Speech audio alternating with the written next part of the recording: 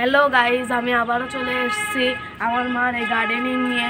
তোমরা দেখো, দেখো শীতকালে এখানে কত কত রকমের ফুল ফুটেছে।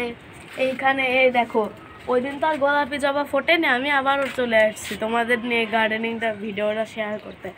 দেখো ফুল ফুটেছে, লাল জবা ফুটেছে, কত রং বেরঙের ফুল আমার মাদের ছাদ বাগানে।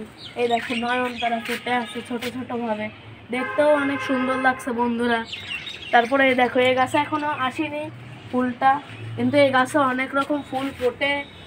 এই গাছের পিছনে আমার মার অনেক পরিশ্রমও আছে, আর আমার মার অনেক ঠান্ডা লেগে গেছে, তো তাই আমি আসলাম, নাহলে আমার মাই আসতো।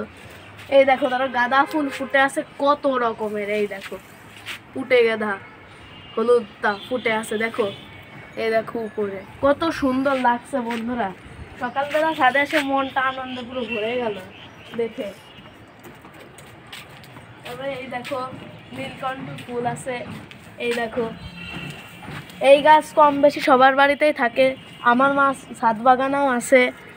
এই গাছ আমাদের দুইটা আছে, একটা আমাদের নিচে বারান্দায় আছে, সেটা আমার মা তোমাদের সাথে শেয়ারই করছে। এবার দেখো চারদিকের দৃশ্য, কুয়াশা, ওই দূর দূরান্ত থেকে কুয়াশা রয়েছে বন্ধুরা। চারদিকের দৃশ্য অনেক সুন্দর লাগছে দেখতে। তা তুলসী গাছ আসে। এখন আমি ছাদে ফুল তুলতে আসছি।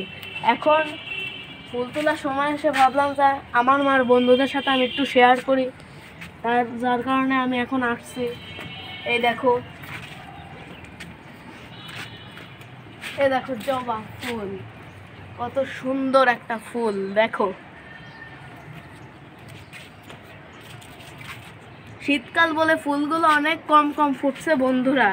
এর আগে আমার মা গরমকালে ছাদ বাগানের ভিডিও করে দেখিয়েছে, সেই সময় পুরো ছাদ পুরো ফুলে পুরো ভরা ছিল, আর পাতাগুলো কেমন দেখো হলুদ হয়ে আসছে শীতকালে। এই দেখো বড় বড় ফুল আর বড় বড় গাছের পাতা এমন করে হলুদ হয়ে আসছে।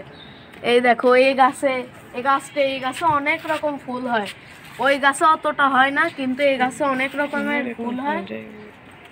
এই দেখো গাঁদা ফুল গাছ, তারপরে এই একটা গাঁদা ফুল গাছে দেখো গাঁদা ফুল ফুটেছে। এই দেখো কত সুন্দর লাগছে দেখতে। এই দেখো,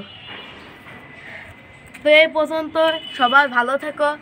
আবারও আমি পরে তোমাদের সাথে শেয়ার করব। টাটা।